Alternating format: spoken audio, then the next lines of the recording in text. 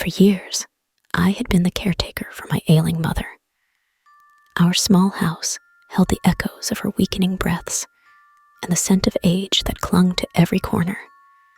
It was a duty, a labor of love that tied me to her side day after day.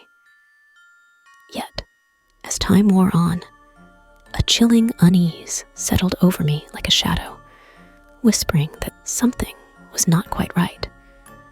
It all began with subtle peculiarities, strange noises in the dead of night, fleeting glimpses of movement in the corner of my eye. I brushed them off as products of an overactive imagination, a side effect of the isolation that comes with being a caregiver. However, the feeling persisted, growing more insistent with each passing day. One evening, as I prepared dinner in the dimly lit kitchen, the phone rang. The caller ID displayed an unfamiliar number, and hesitantly, I answered.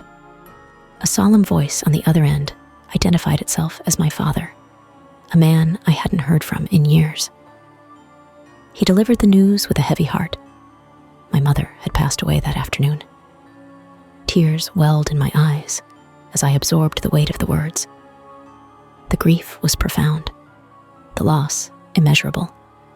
But amidst the sorrow, a cold shiver ran down my spine. A disquieting realization clawed at the edges of my mind. My mother had been with me all this time, yet who had I been living with? The funeral was a blur, a haze of condolences and somber faces.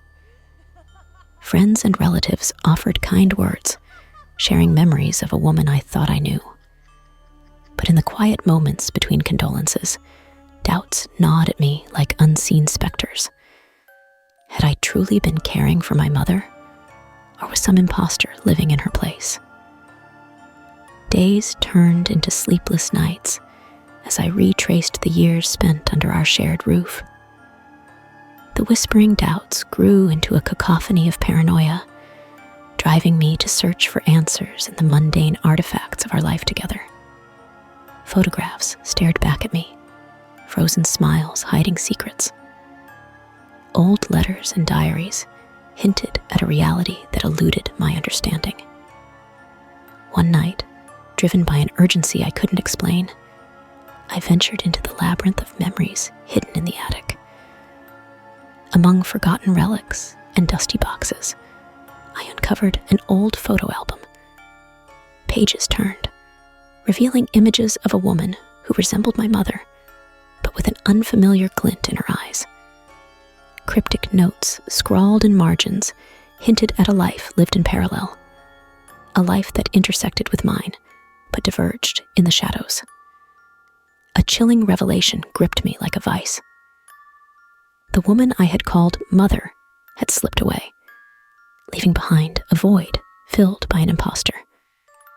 Dread seeped into my bones as I confronted the unsettling truth.